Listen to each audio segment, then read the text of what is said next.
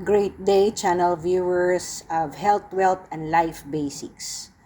So I found this book in my library, and for the longest time I have not read this, but some of its principles I still do practice. So the 4-Hour Body is authored by Timothy Ferriss, who himself practiced all his programs here. So I immediately delved into losing body weight without exercise. Kasi pag tayo ay medyo may edad na, ayaw na natin magbanat ng buto. And in chapter Out of Clutter, Find Simplicity, ang nakalagay dito ay How to lose 20 pounds in 30 days without exercise. Ayan. Yung number 1 rule niya ay, ayan, the slow carb diet. Wala, maliit, or wala ang carbohydrates. Better fat loss through simplicity. Yes, he said, look at this one. It is possible to lose 20 pounds of body fat in 30 days by optimizing any of the 3 factors. Tatlo po. Nag-exercise ka, nagda-diet, or susupplemental medicine ka para suppress ang inyong craving for food. Okay? So, number 1 rule, avoid white carbohydrates. Ano po yung mga white carbohydrates? Ayan po. Avoid any carbohydrate that is or can be white. Oh. Ano ang mga white? Rice is white color.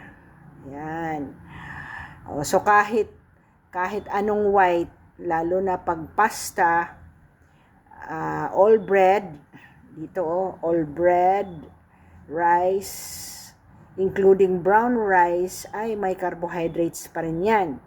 So, do not be fooled.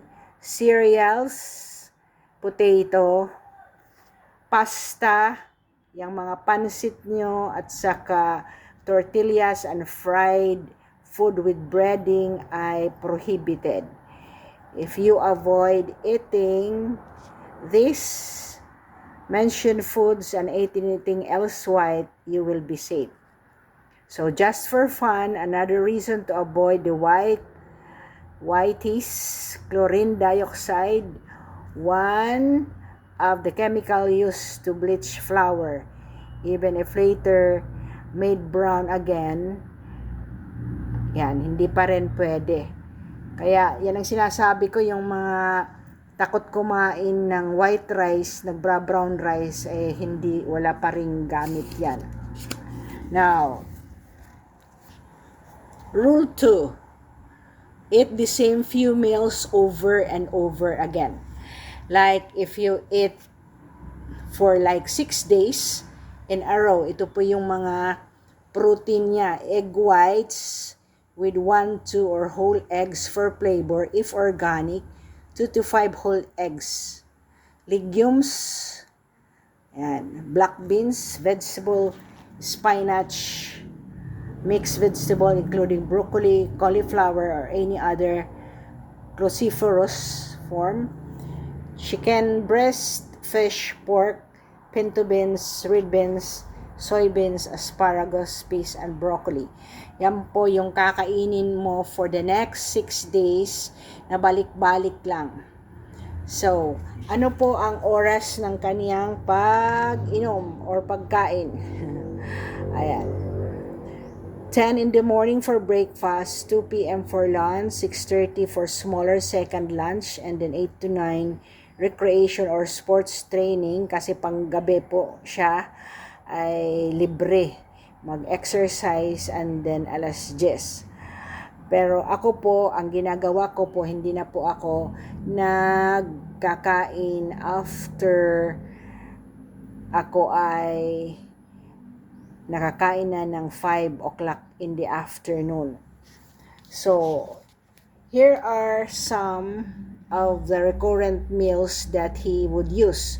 Breakfast, scrambled egg, and lunch, Mexican restaurant, organic beef, pinto beans, vegetable, and sa dinner, grass-fed or organic beef na naman. So, dahil ako po ay may IBS, hindi na po ako kumakain ng aking beef. Rule number 3, don't drink calories. Ayan. Ano yung mga calories na yan? Mga red wine, ayan, mga soda, unsweetened tea, and unsweetened tea pwede. Coffee, not more than 2 tablespoons of cream ang ilalagay mo. Number 4, do not eat fruit. Bakit? Kasi ang fruit ay mataas ang sugar, called fructose.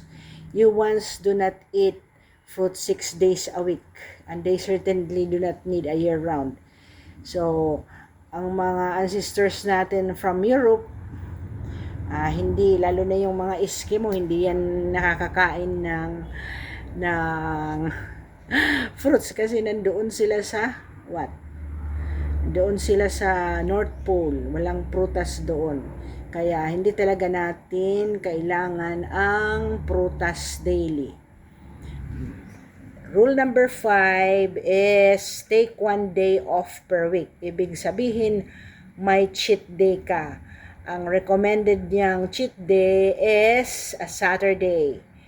Okay? So, kumain ka sa lahat ng gusto mo na diniprive mo dahil kailangan yan sa thyroid mo. Thyroid. Ang thyroid function, ito po, if you are reading with me, thyroid function and conversion of T4 and T3.